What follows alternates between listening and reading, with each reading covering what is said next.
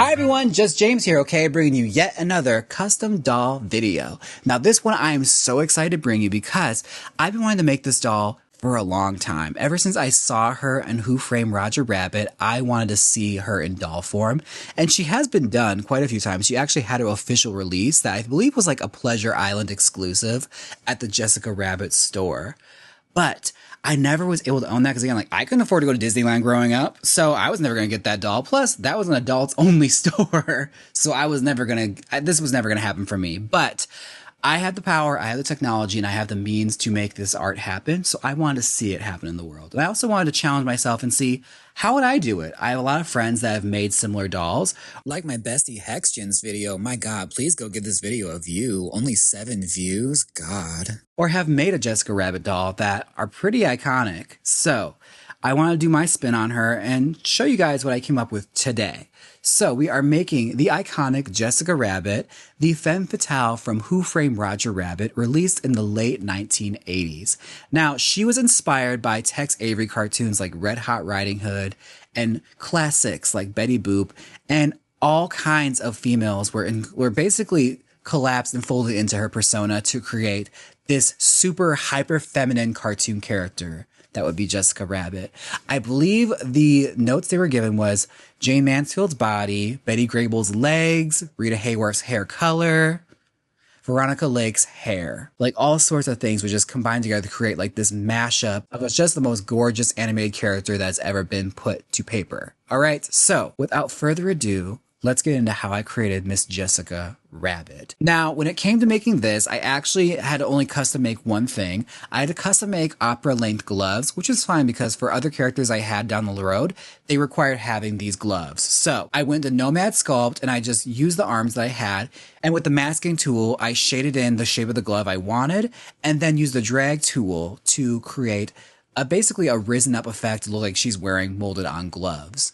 Rather than making those fabric gloves, because those are not the tea. I never liked the way those look, like the fabric mittens that like the Solo in the Spotlight Barbie has. Never liked the way that looks. Like, I like to see fingers, and I don't care if she's going to wear them permanently because, again, she's not coming out of this dress. We custom molded the arms, and I was actually having a lot of print problems with this. Like, my printer, I used the Elegoo 16K printer, and for some reason I was getting a lot of failures, and we even had a scare making this. Like, I accidentally, like, some resin spilled down into the bottom of it and I had to clean it out. It was a big kerfuffle and I was scared I had ruined my printer. I was scared my printer was ruined.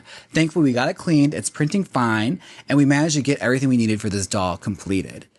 Now, after a lot of sanding and getting everything ready to go, and also recovering from my panic attack I had from the printer situation, it's time to start making clothes for Jessica. Now, I had gotten this pattern off Etsy, and as you know, with Etsy patterns, you never know what you're going to get. And it's kind of a crapshoot whether or not it's going to fit your doll. This was made to fit vintage Barbie. It's supposed to be a Solo in the Spotlight dress, someone's mock-up and rendition of it. I sewed it up, I made a mock-up of it, and wouldn't you know, there were some things that needed to be corrected on it. Like, all in all, the shape worked great. I definitely had to crop it on the waist section because the initial mock-up I made, it was too long. Like, the torso was very long on it for some reason. You had to pull the top of the dress almost all the way up to her collar and just made the boobs look weird. And we all know with Jessica Rabbit, the boobs can't look weird. It's kind of like a selling point of the character. So I just had to crop in the midsection a little bit more, make it shorter, as well as with the dress. I skipped over the tulle part because I wasn't going to need it and just made a full-length gown. And honestly, after that, it was actually pretty simple. The dress pattern worked out pretty well. The mock-up I made was originally purple, and I even made the slit to see how it was going to look before I went in with my red fashion fabric. Now, I've had this fabric for a long time, for years. Like, back from like 2016, I believe I bought this fabric. It is beautiful, sparkly red fabric that I got from Joann Fabric's costume section, I think around like Christmas time. Like, it definitely was around Christmas time because they don't sell fabric like that anymore, and I've never seen it since. It has bits of like metal, of like shiny metallic filament, like wefted and weaved in throughout the fabric, and it's a stretch fabric, which is perfect for a doll, especially when you're not used to sewing costumes at this scale. So I made the dress, I added our slit, and I hand sewn the slit up top because I realized after making it and finishing it, it was still kind of too short where the like crop is. Now the slit in her skirt goes all the way up to her hip bone. But again, this is for a doll, so I got it as close to the hip as I could before the joint started to show.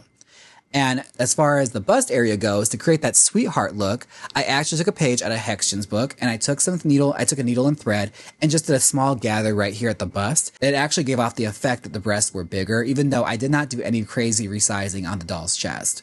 The doll's chest is perfectly fine and the way it was, and I liked it. And I didn't want to have to do any of that because I like for my dolls to be a bit uniform. Like, I want it to look like my doll is just dressed up as this character. She's not going to be that character, if that makes any sense.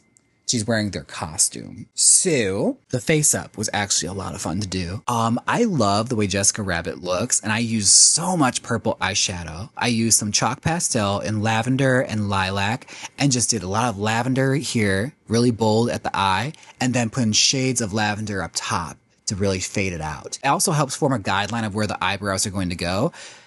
Now, the eyeliner and the eyes. I did my cartoon eyes for this look. We did green. I watched the movie back to like really get a hold of like how she's supposed to look. She has very sleepy set eyes. Like she's always kind of like, ugh. She doesn't open her eyes a whole lot unless it's like for a purpose. So we had to give her those nice dreamy set eyes. They're very sleepy, very slinky, very siren. And her eyes are actually green. So I gave her the classic, almost vintage Barbie eye, where it's the iris with the black and the blue, white catchlight. And it looks so good with green. I was really pleased with how it came out. The eyebrows, I knew this was good. Like, this is the nervous part for me because eyebrows are not my strong suit on dolls. But I took my time with this. I traced it out first, and then I did small little eyebrows onto her forehead because Jessica Rabbit has very like small, almost lines of eyebrows. And I used some nice dark brown to create like a dark brown eyebrow that's nice and small and really gives off that cartoony effect.